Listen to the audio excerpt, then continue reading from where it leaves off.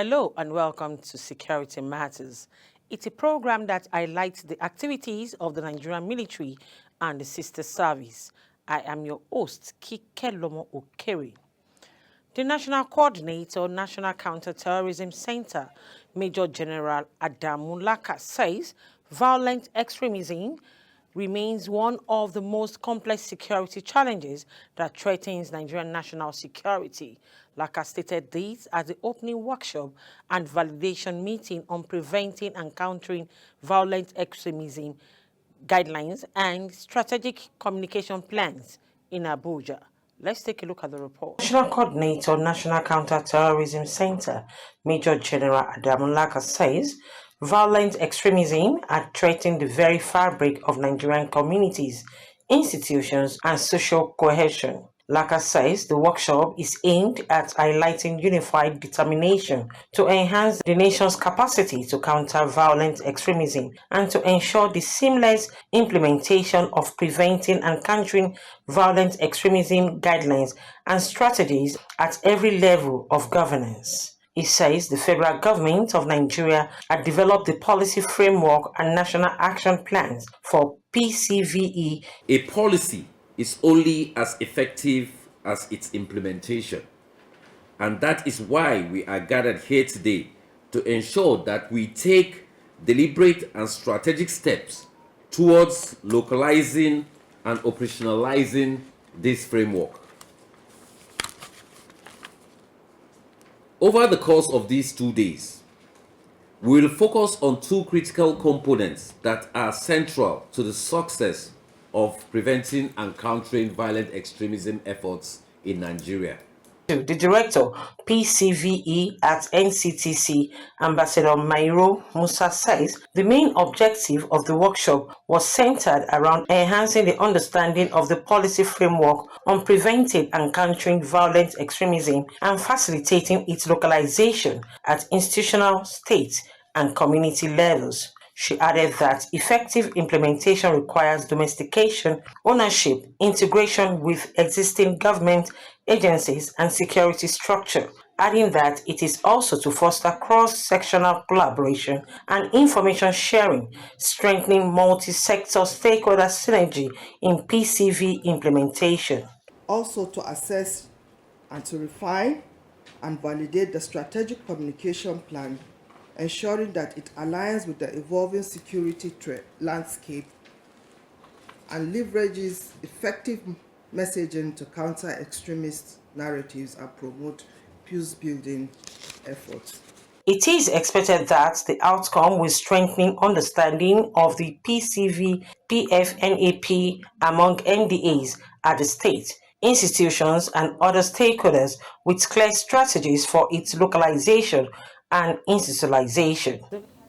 The Inspector General of Police, Kayode Egbetokun, has acknowledged the vital role of the Nigerian Correctional Service in criminal justice administration, particularly in corrections, rehabilitation, and reintegration. He made these statements while receiving the Acting Comptroller General of NCS, Sylvester Ndidi, during a courtesy visit in Abuja. Let's take a look at the report. The Inspector General of Police, Kayode Egbetokun, emphasized the importance of collaboration between the Nigerian police and the Correctional Service in maintaining law and order, upholding justice, and promoting community safety. He commended the CG for the reforms he has undertaken within a short period, expressing confidence that his confirmation would come in record time. The IGP also praised the NCS for beginning the process of capturing image data, highlighting its importance for intelligence sharing. He assured that their partnership would be strengthened, ensuring continued cooperation for the security and well-being of the nation and its citizens. I'm pleased to receive you on this courtesy visit, and I want to warmly welcome you and your team to Lucedet House, the headquarters of the Nigerian Police Force. Your visit to us today reminds us of the importance of collaboration and cooperation in our collective efforts to maintain law and order and ensure public safety.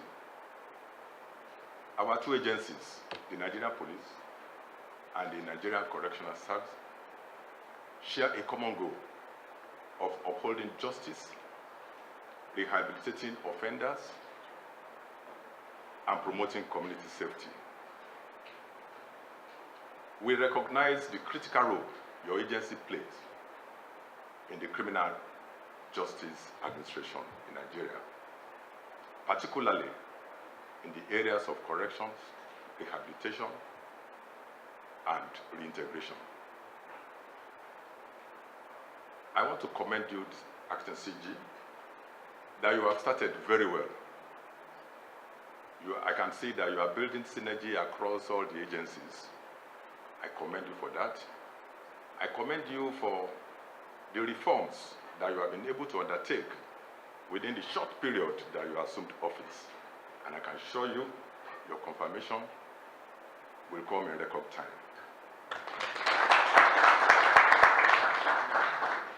I am particularly pleased to hear that you have started capturing the data of inmates in your facilities.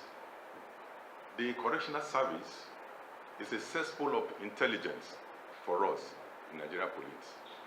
We have written to you for data sharing, and I want to commend you and appreciate you for properly attending to that our request. I can assure you that with your visit today, our partnership is going to be strengthened, and we'll continue to collaborate and cooperate for the good of our country and for the benefits of our citizens. Earlier in his remark, the Acting Comptroller General of the Nigerian Correctional Service (NCS), Sylvester Ndidi, raised concern over congestion in custodial facilities, attributing it to the refusal of governors to commute death sentence to life imprisonment. He explained that transferring such inmates to less congested facilities would help manage overcrowding, which is primarily an urban issue. He also noted that these inmates often cause disruption as they have little regard for prison regulations. Indeed, he highlighted another major challenge, the prolonged stay of inmates who have exceeded their potential sentences due to delays in the justice system. He cited slow judicial processes, inadequate funding, personnel shortages, and outdated infrastructure as key constraints. On data sharing, he acknowledged receiving a request from the police and confirmed that collaboration has begun. A technical team led by a commissioner in charge of ICT has been set up to capture inmate data. Additionally, he initiated a partnership with the National Identity Management Commission, NIMC, to issue national identity cards to all inmates. These, he explained, will enhance security, making it easier to track and recapture escapees. I want to say something about the state of the correctional service and custodial facilities. As we so speak, as at 10th of this month, we have an inmate population of over 80,000, representing almost 100% in our custodial facilities. But it may interest the IGP that out of this 80,000, over 56,000 are waiting trial persons, representing between 67 to 68% of people in custody. Out of this 80,000, we have 20-something thousand convicts only, spread across all cadres and all manners of those in incarceration, including inmates on death row, which we called condemned criminals before, but for change of name and humane appellation, we are now calling them inmates on death row, which we have over 3,666 as those on death row. Sir, the governors have refused to execute judgment. The governors have refused to commute their sentences into life. And what will that do for us or to the correctional service? It will help us to disperse, if they are commuted to life, to other custodial facilities that are not that congested. Because congestion in our facilities are what we consider urban phenomenon. Most of our custodial facilities in the urban centers are the places where we have these congestions. We have some of our facilities in the hinterlands, they are not congested. So, and these people are people that give us trouble in our facilities. Because he who is down need fear no fall. They don't want to obey prison regulations. They don't want to abide by the rules and the regulations that govern custodial facilities. And also, sir, I want to bring to the notice of the IGP that A lot of our inmates, they have also stayed in our custodial facility beyond the time which, if they had been sentenced, they would have done their time and released. And why is this so? Because the justice has been so delayed. There's a slow dispensation of justice. And when I came on board IGP, I decided to visit the prosecuting agencies to see how I can plead with them, to see how they can quicken and fasten justice, to see that some of these people are easily released. Because at the end of the day, they overstay. They are angry with the state. Some of them are very innocent. It's not everybody that finds himself or herself in the custodial facility is guilty. And so this high level of inmate population gives the Nigerian Correctional Service a lot of problem because they are not subjected to any treatment regime. He also added, as of February 10th, Nigerian's custodial facility housed over 80,000 inmates, operating at nearly 100% capacity. Alarmingly, more than 56,000 of these are awaiting trials, making up about 67 to 68% of the total population. The remaining 20,000 plus are convicted inmates, including 3,666 on death row. The Chief of the Air Staff, Air Marshal Hassan Abubakar, has reaffirmed his commitment to the welfare of Nigerian Air Force personnel, declaring it non-negotiable, as he commissioned 9 newly renovated accommodation blocks at NAV Base Kano. Speaking at the commissioning ceremony, Air Marshal Abubakar highlighted the significance of the project. Let's take a look at the report. The Chief of the Air Staff, Air Marshal Hassan Abubakar, noted that the renovated blocks had previously been among the most dilapidated structures on the Kano base, having gone without renovation since its establishment. Recognizing the urgent need for improved living condition, the service prioritized the refurbishment to provide dignified housing for its officers, airmen, and airwomen. The newly commissioned accommodation include 31-bedroom single officers' quarters, that is SOQ, and 62-bedroom non-commissioned officers, that is NCO quarters. The Air Force Chief urged the beneficiary to occupy and maintain the facilities responsibly to ensure their long-term optimal sustainability. Beyond these completed renovations, the Air Force Chief also took time to inspect ongoing developmental projects at the NAF Base Kano. This project includes a state-of-the-art trauma center at the NAF Hospital, which will provide top-tier orthopedic and trauma care services to NAF personnel and civilians alike, as well as a world-class vocational center designed to enhance skill acquisition for personnel and their families. Other ongoing projects inspected include the modernized Military Airport Commandant Office at the Malam Aminu Kano International Airport, aimed to improve operational efficiency, as well as 2 additional blocks of 6 two-bedroom apartments for officers to further reduce the accommodation deficit. In addition, the CAS noted that approval had also been given for another 30-unit accommodation block for NCOs, with contractors already mobilized to sites. He emphasized that this initiative aligned with the broader strategy of systematic infrastructural development across all NAF bases, including improvements in healthcare, education, and career development programs. Air Marshal Abubakar expressed gratitude to the President and Commander-in-Chief, His Excellency Bola Ahmed Tinubu, for his visionary leadership and unwavering dedication to improving the welfare of military personnel, which has been instrumental in advancing infrastructural development across NAF bases. Earlier in his welcome address, the Air Officer Commanding, that is AOC Air Training Command, Air Vice Marshal A.Y. Abdullahi, expressed profound appreciation to the Chief of Air Staff for his relentless determination to enhance the welfare of NAF personnel in line with its transformational command philosophy.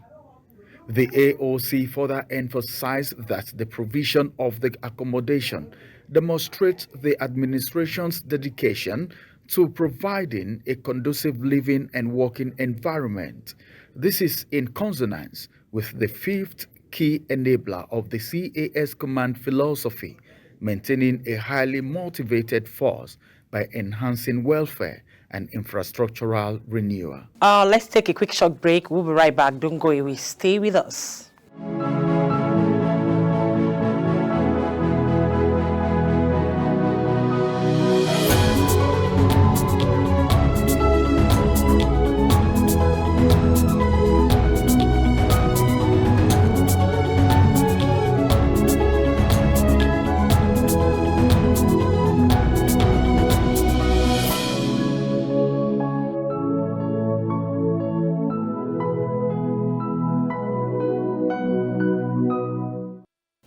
Welcome back. If you're just joining us, this is Security Matters on Global Television, where we keep you abreast with the operational activities of the Nigerian military and its sister service. In a decisive response to threats of violence and organized crime across the country, the Nigerian Police Force has significantly intensified its operational strategies, leading to notable successes in neutralizing criminal activities and enhancing internal security.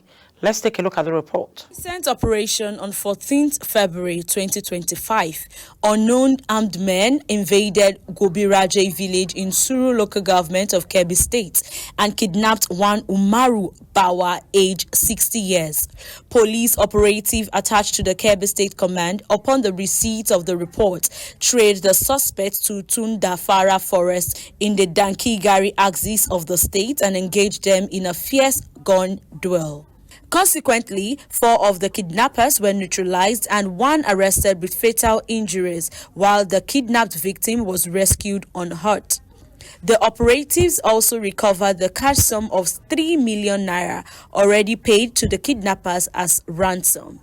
Earlier, on February 8, 2025, operative of the Nigerian Police Force attached to the Imo State Command in collaboration with other security agencies carried out a tactical operation targeting an IPOB and ESN terrorist camp located in Ezioha, Umbaitolu, within the Umuele, Umuaka, Unjaba local government area of the state. The operation led to the neutralization of 2 ESN kingpins, the recovery of 7 AK-47 rifles, 13 pump-action guns, 100 of assorted live ammunition, and the successful dislodgement of the camp. As a follow-up, on February 9, 2025, the operatives moved to Unkoku Forest in Umbaitoli local government area at the boundary with Umbachima Forest in Awo Mama Oru West local government area, Imo State, where the team intercepted a group of terrorists who opened fire upon sighting the police.